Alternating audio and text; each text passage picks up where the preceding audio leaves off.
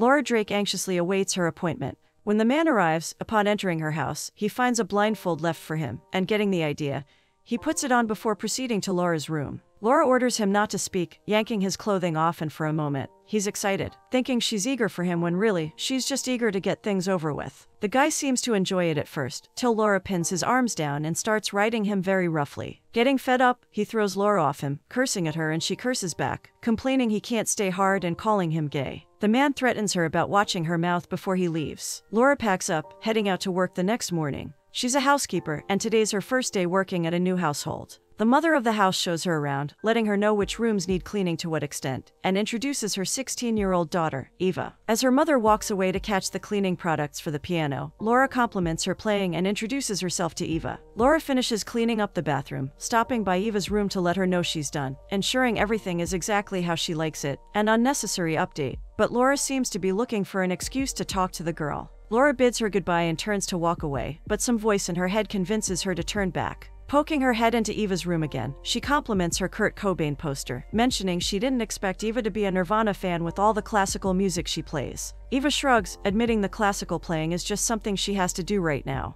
Laura fights to keep the conversation alive, mentioning how awesome it would have been to see Nirvana live, and Eva agrees. Laura shows Eva her goosebumps at the thought, using it as an excuse to get closer to her before actually leaving this time. Laura gets lectured by her father, William, about yet another situation she's caused at work. He complains that under normal circumstances, anyone else would be fired for causing the type of scene she did. He threatens to take her out of cleaning and put her back into accounting, where she doesn't bother anyone.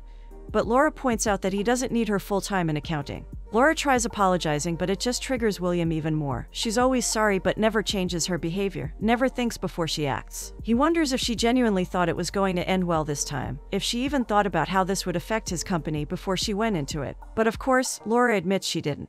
William reminds her to leave his employees out of whatever she gets up to in her private life, and Laura responds that she finds the woman repulsive now, as if that helped. William wishes Laura would find more people repulsive, and Laura wonders if he wants her to be like him. Laura goes about her work in accounting, going out for drinks with William as she usually does, though she's clearly distracted when the waitress arrives, placing the drinks on their table. She looks at the strange woman longingly, spacing out after she disappears. William checks that Laura's not too drunk to drive home afterwards, seeming very worried. He offers to give her a ride home, letting her pick her car up in the morning, but Laura insists she's fine. William briefly wonders if she's meeting up with someone now and again. So Laura assures him she's doing nothing but going straight home, asking him for a few smokes for the ride. Will gives her the cigarettes, kissing her goodnight on the cheek. Eva plays her best at her piano recital, but her mother falls asleep during her performance. When the show is done, she only tells Eva that she's played better, making her dissatisfaction obvious. While cleaning Eva's room, Laura takes the time to fix her lipstick. She greets Eva with a smile as she returns, as if the two are old friends. They've been getting closer and closer since Laura started working here. Laura makes sure to give Eva some eye drops to hide the redness from her mother, and the girls giggle, having their own little secret to share. Eva looks at her mother and her new boyfriend as they chat about what color they're going to paint Eva's new room. Of course, her mother has chosen without her input, as per usual. Eva glances at the boyfriend's son, her new stepbrother-to-be, and he seems to be just as unhappy about the move. While her mother isn't home, Eva practices the song she wants to play, but the second her mother returns, she's forced to revert to playing classical pieces. Eva expresses to her mother that she doesn't want to move in with her new boyfriend, though her mother coldly writes Eva's concerns off as teen angst. She's more concerned with Eva's disrespect of her boyfriend by refusing to call David by his name. Unable to take any more, Eva shares her unfiltered thoughts with her mother, believing David to be like all the rest of her ex-boyfriends. She'll regret making all these sacrifices for after he dumps her. Her mother makes it clear she only cares about her own happiness and that Eva will be free to leave once she turns 18. But for now, she's 16 and must abide by her mother's rules, no matter how miserable it makes her. Eva's mom storms out just as Laura arrives. Laura finds Eva crying on the floor of the kitchen, telling her about the move and her reluctance to go. Laura comforts her and convinces Eva that she doesn't have to move. She doesn't have to obey her mother's orders. Eva's confused, thinking she can't just simply tell her mother she's not going, as if that would work when her mom clearly doesn't care about her objections. But Laura insists Eva doesn't have to say anything to her mother at all. Eva eats quietly by herself at school, contemplating Laura's words and the decision she's about to make. Laura picks Eva up on the street in the evening. They head to Laura's house, where she tries to make the young girl comfortable, inviting her to change into some of Laura's clothes and settle in while she makes them a drink. She pours Eva a drink called Screwdriver, despite the girl being As the girls drink together, Laura can't help but blush at the sight of Eva, claiming she finds the girl fits in well at her house, and that Eva feels familiar somehow. Eva struggles for conversation, complimenting Laura's house that she's attempted to make cozy. Laura wonders how Eva's feeling, expecting her to be totally thrilled, and Eva admits she feels a bit different somehow, but in a good way. The girls toast and spend the night dancing with the band until Eva falls asleep on the couch. Eva and Laura enjoy a round of go-kart racing the next day, as if everything is normal. While Eva washes up for bed, Laura gets behind her, giving her shoulders a friendly squeeze till she realizes her back is full of knots. Laura uses the knots in Eva's back as an excuse to touch her more, giving her an unsolicited massage before inviting her to share her bed tonight, insisting that Eva sleeping on the couch would definitely not help her back. Eva joins Laura in bed and the two smile at each other, both happy that Eva's here. Laura gives Eva a chaste goodnight kiss that makes the girl's eyes widen slightly with surprise, but she says nothing about it. Eva's facial expression is shocked and mildly confused as Laura takes her top off before settling into bed. Laura's over the moon, singing in her car on the way to work in the morning.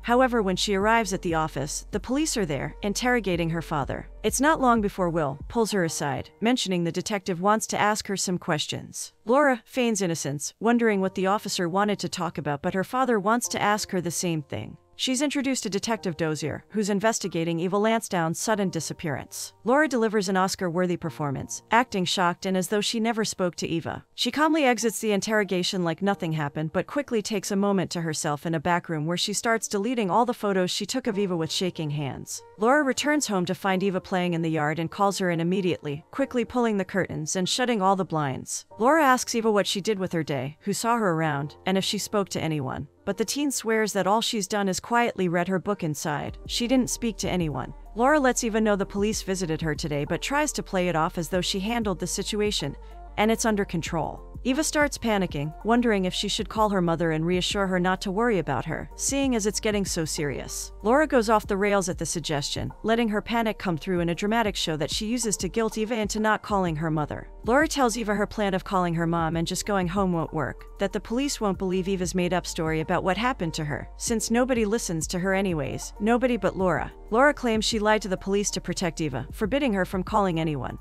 That night, the girls go back to their usual routine of Laura feeding Eva.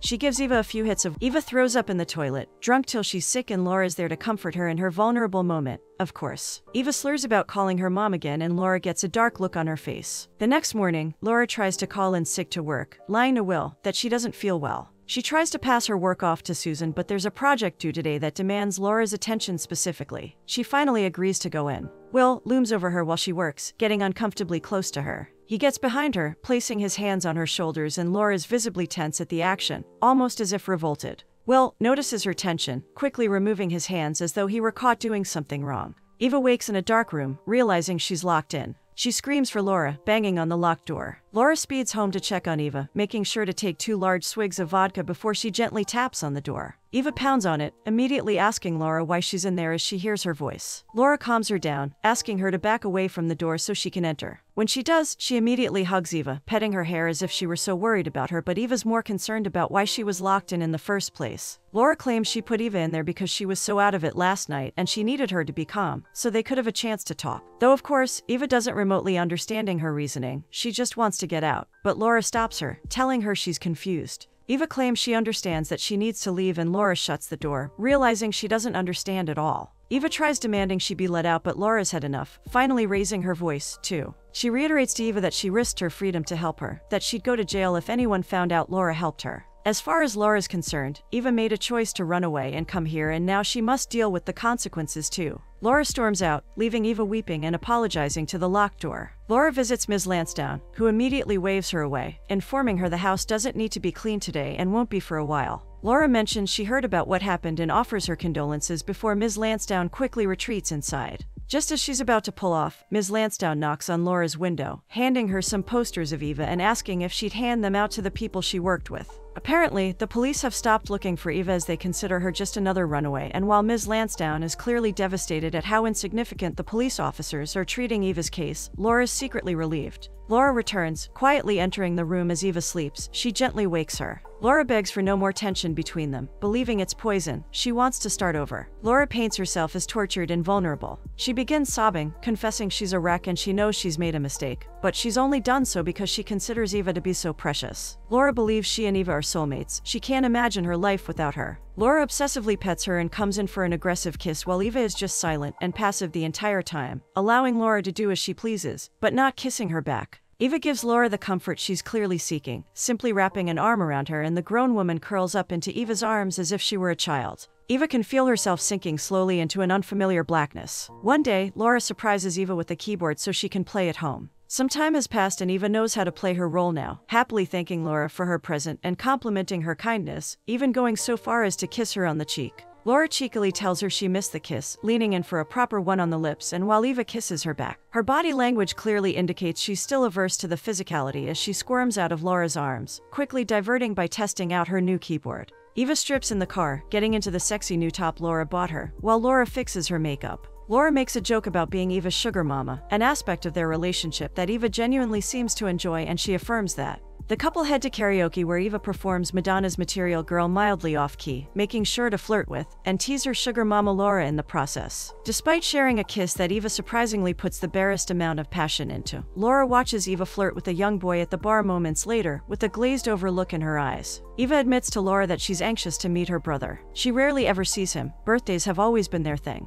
Eva and Benjamin, Laura's disabled brother, enthusiastically sing her happy birthday as she blushes. She blows out her candles, opting to eat a slice of cake after she finishes her blunt. Benjamin admires the spread of homemade cake by Eva and an assortment of sushi, wishing the glorified hospital he lives in served things like that instead of the same thing every 2 weeks. Laura tries to argue that, surely, it couldn't be that bad, though Ben refutes this. He was the one living there after all. Ben goes on to complain about how the nurses there are all fat, ugly women wearing Crocs, and Laura pipes up to defend the lady's shoe choice, simply stating the shoes were comfortable and slip-resistant.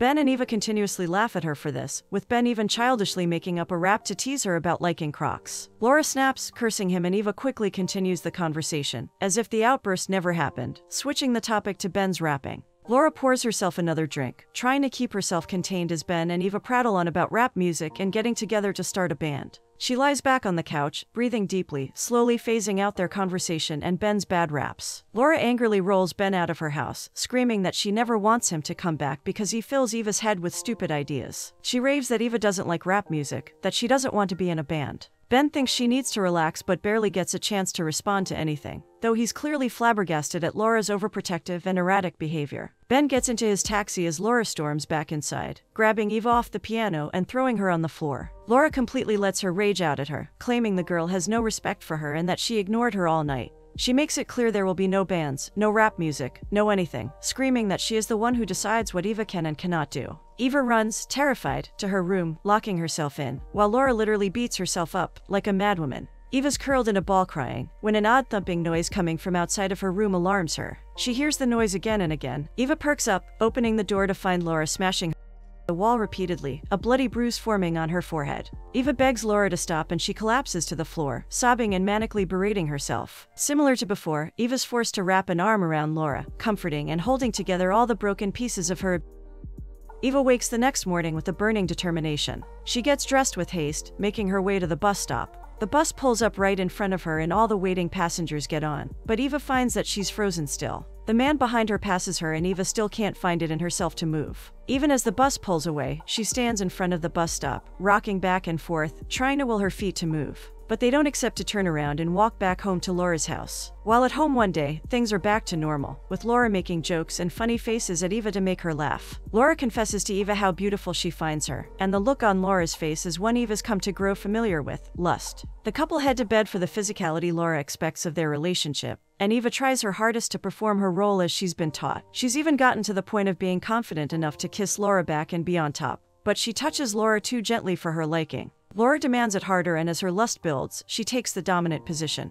Eva whimpers an apology, as if Laura's bad lovemaking were somehow her fault, but Laura's already turned off and she curls into a ball, giving Eva her back. Laura can't take any more, she needs to get her fix, so she arranges another anonymous hookup with a stranger. She disrobes while waiting for them in the motel room. The car arrives, the gentleman gets out, and they get to business. In the middle of lovemaking, another man silently exits the vehicle Laura's date arrived in, looking around to make sure he isn't spotted by anyone. He enters the motel room while Laura's occupied and calls out to her before slapping her across the room. He's come back to take revenge and brought a friend. He and Laura's current date jump her, pinning her down, and Eva wakes the next morning, confused and worried at Laura's absence. She anxiously sits outside in the cold, waiting for her return. William drives Laura back to her hotel from the hospital to pick up her car. She lies to him about not knowing who her attackers were. William offers to care for her, to drive her home and cook for her, but Laura insists she just wants to be alone and rest right now. Will helps her into her car, handing her pills, and the sight of her in this state makes him crack. He sobs angrily through gritted teeth that he would end the bastards who hurt his daughter this way if he could, but the emotional display doesn't seem to move Laura in the slightest.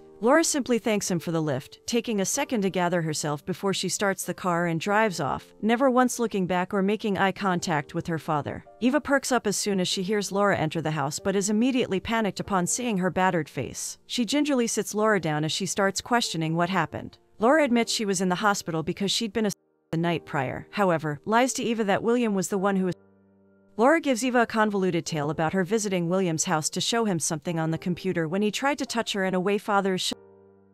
She claims she rejected his and so he beat her for it. Laura confides to Eva that she thought that aspect of their relationship had ended a long time ago, acting confused and shocked, as though she didn't understand why her father would now make such advances towards her again. Eva's disgusted and enraged at the story, but is also sharp enough to demand more distinct details, like how Laura escaped Will and made it to the hospital. However, Laura expertly deflects those pertinent questions with her victim act. Eva doesn't want William to get away with his sordid actions and tries to insist that Laura report it to the police, but Laura throws a tantrum, claiming it's over and she doesn't want to. Laura weeps, begging Eva, the only person she has in the world, to take care of her. Eva, pure-hearted soul that she is, agrees. With the anchor of even more misplaced responsibility and emotional baggage strapped to her waist, Eva sinks even deeper still into the blackness. With Laura's newfound dependence on her, Eva gains some independence of her own, riding her bike freely into town to go pick up groceries. Like a responsible adult, although all around her, she can't help but see remnants of the life and the youth she left behind. Laura's healed and back out to work. William asks her if she's ready for their usual pound that night, and Laura admits she won't make it due to having other plans. William wants to know what her plans are, but Laura won't tell him at first, claiming it's unnatural for William to be prying into her private life so much at her age. But after a brief interruption from a phone call, Laura blurts out that she's having dinner with her lover. William is shocked at her phrasing.